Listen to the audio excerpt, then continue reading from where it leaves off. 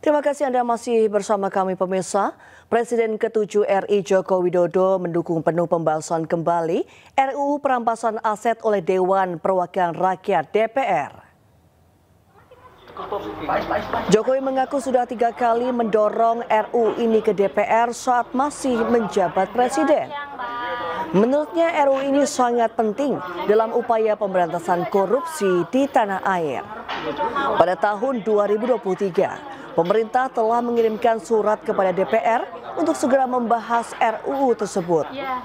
Namun, fraksi-fraksi di sana belum menindaklanjutinya saat itu.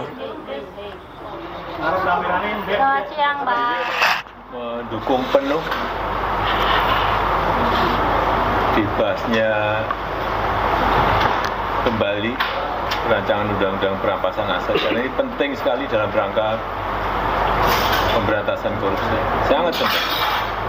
Dan itu sudah, seingat saya sudah 3 kali kami mendorong agar RUU perampasan aset ini pada saat itu segera dibahas di DPR, dan di tahun 2023 bulan Juni kita juga mengirimkan surat ke DPR untuk segera RUU perampasan aset itu dibahas di DPR. Tapi memang fraksi-fraksi di sana belum menindaklanjutinya saat itu. Kendalanya apa Pak waktu itu Pak? Keterangannya seperti apa, kendala kenapa tidak dibahas saat itu apa Pak? Ya, fraksi-fraksi mungkin belum ada kesepakatan. Dan kesepakatan itu memang biasanya kan atas perintah. Ya, setelah unjuk rasa sepekan di berbagai wilayah di Indonesia, pemerintah dan DPR RI akhirnya sepakat mempercepat pembahasan RUU perampasan aset. DPR RI sepakat memasukkan RUU perampasan aset ke dalam program legislasi nasional prioritas 2025.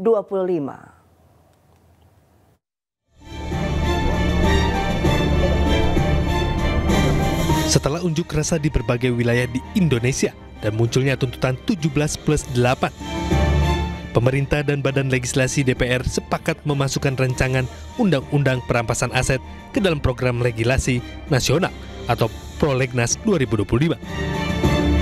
Menteri Hukum RI Supratman Andi Aktas pun mendukung langkah balik DPR untuk membahas RUU ini.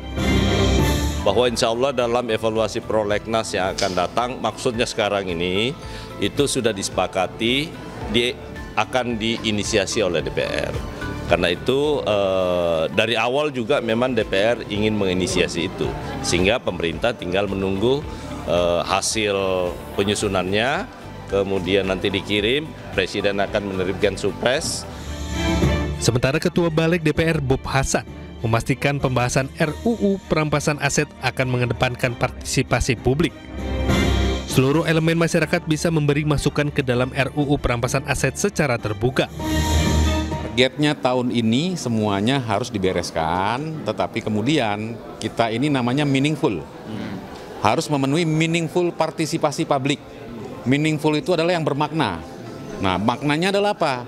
Kita jangan hanya tahu judulnya perampasan aset. Harus tahu seluruh publik apa isinya perampasan aset itu. Wacana dari pemerintah dan DPR untuk membahas RUU perampasan aset sudah bergulir sejak 2023. Kala itu pemerintahan Presiden Joko Widodo telah mengirimkan surat presiden atau Supres RUU perampasan aset pada 4 Mei 2023. Namun hingga rapat paripurna terakhir DPR periode 2019-2024 pada 30 September 2024, pembahasan RUU perampasan aset belum pernah dilakukan. Tim Liputan iNews melaporkan. Sementara itu, Presiden Prabowo Subianto menyetujui pembentukan tim khusus untuk reformasi institusi kepolisian. Dalam pertemuan bersama sejumlah tokoh Gerakan Nurani Bangsa, Prabowo juga setuju dengan pembentukan tim investigasi independen terkait demonstrasi ricuh pada Agustus lalu.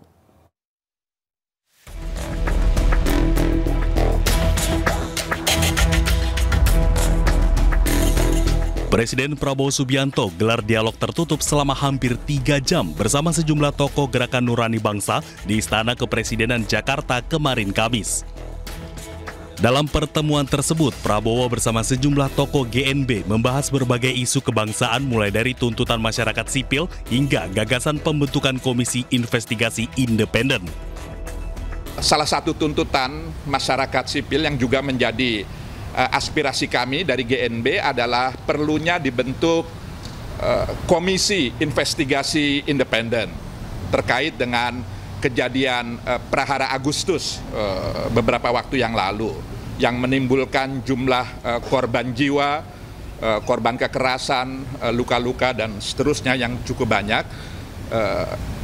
Presiden menyetujui pembentukan itu.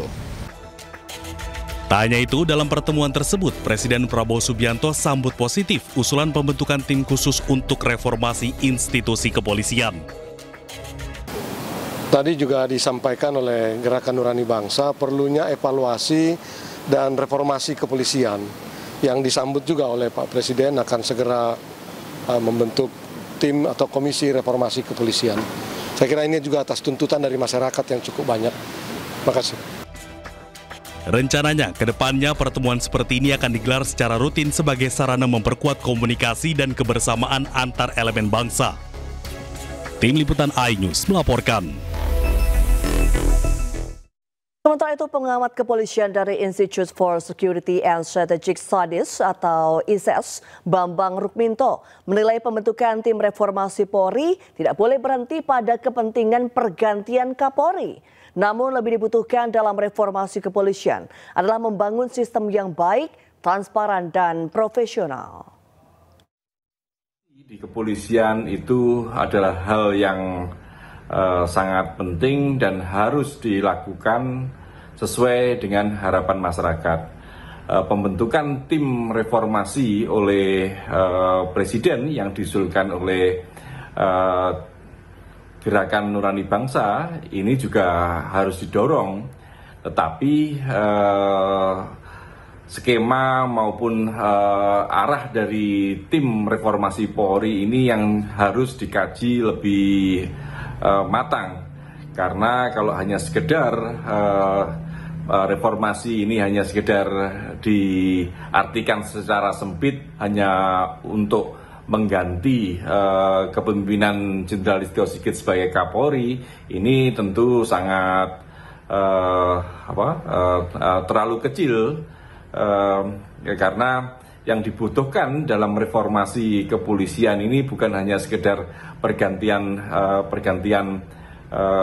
kepemimpinan, tetapi yang lebih penting adalah membangun sistem yang lebih baik, yang transparan. Gelombang protes besar-besaran di Nepal terus terjadi. 51 orang tewas, lebih dari 1.000 orang terluka, dan 12.500 napi kabur.